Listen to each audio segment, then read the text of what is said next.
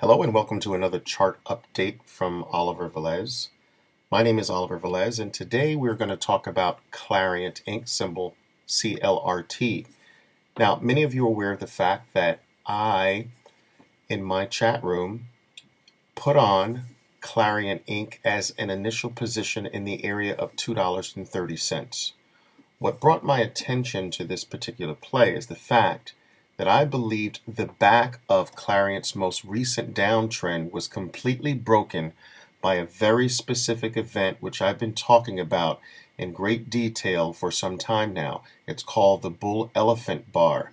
Now, a bull elephant bar is nothing more, as I'm pointing here, than a wide range green bar where the open is at the lower extremity of the bar and the close is at or near the upper extremity of the bar. Now, the open and close does not have to be at the absolute low or at the absolute high, but they do have to be widely separated from each other, and they have to be at or near the low or the high. So in reality, the bar to the left of this bull elephant bar doesn't quite qualify as a bear elephant bar, only because the low of the bar is not at or near the lower extremity of the bar's range. The high, or the open of the bar is at or near the upper extremity of the bar's range, but the close, represented by the lower part of this red, is not at or near the lower extremity. Now, let me do something very quickly. If this bar were to have closed at or near the low, let me do this very quickly. That didn't work. Here we are. No, that's not going to work either. Oh, here we are. If this were to have closed at or near the low of the bar's range from high to low, then this would actually qualify as a bear elephant bar. But the open and the low must be at the far ends, and the bar must be mostly color. Now, let's go to today's very, very strong bar. This represents a bull elephant bar.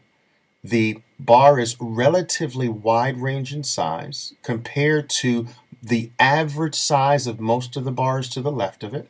Now, a lot of people say, well, Oliver, what do you mean by wide range bar? Is there a statistic that you can give me?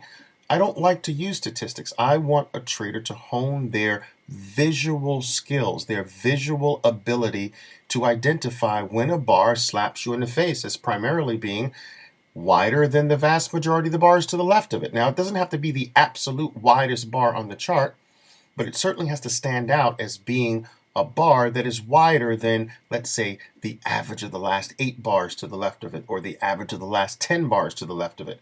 And so, if I were to ask you, in the recent history of CLRT, which two green bars stand out clearly as the biggest of all? And you wouldn't have to pull out a ruler or a mathematical formula. You'd simply say, well, wait a minute, look, this most recent bar seems wider, and a week and a half ago, this bar seems wider.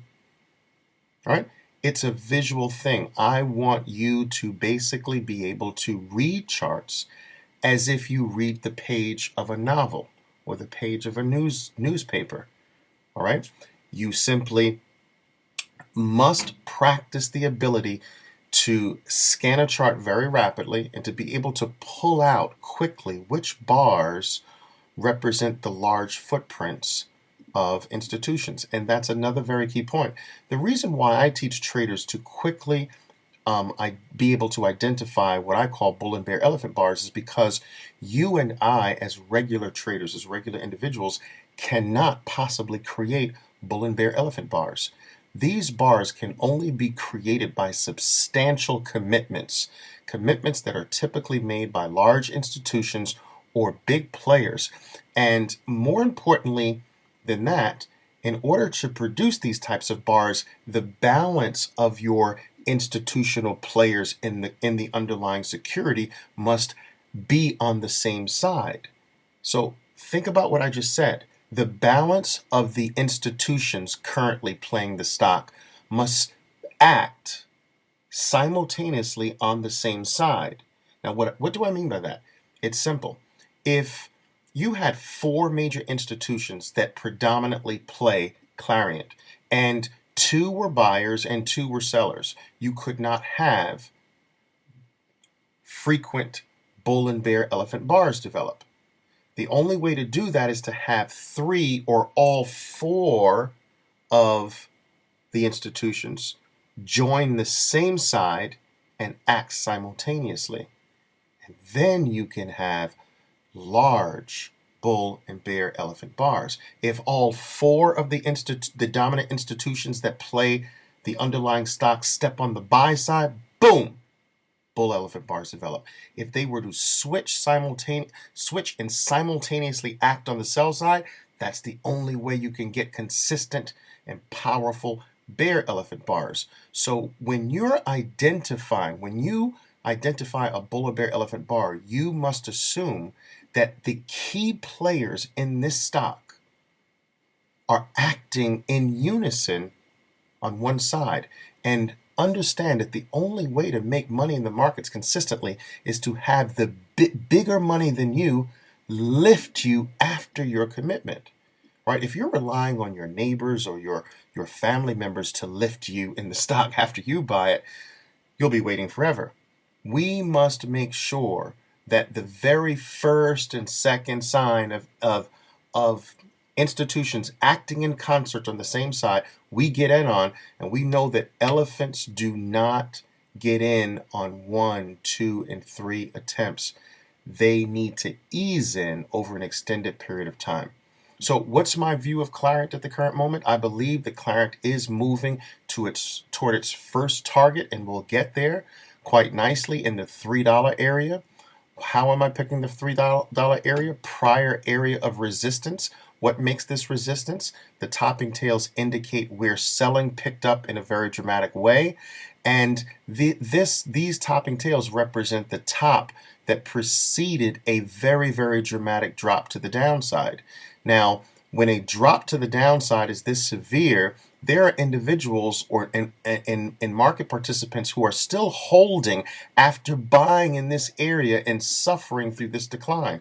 Well, those individuals who are holding from having bought in the $3 area are likely to do what when the stock gets back to their original entry price? They're likely to step on to the sell side and say, phew, I got my money back. So selling is likely to pick up a little bit at 3. So I will look to unload a portion of my initial position in the $3 area with the idea of putting whatever I sell in the $3 area back on at the appropriate time after a subsequent pullback. But I will walk you through this play step by step, and we'll do it together. This is Oliver Velez, once again coming to you with an educational update of Clariant. Until next time.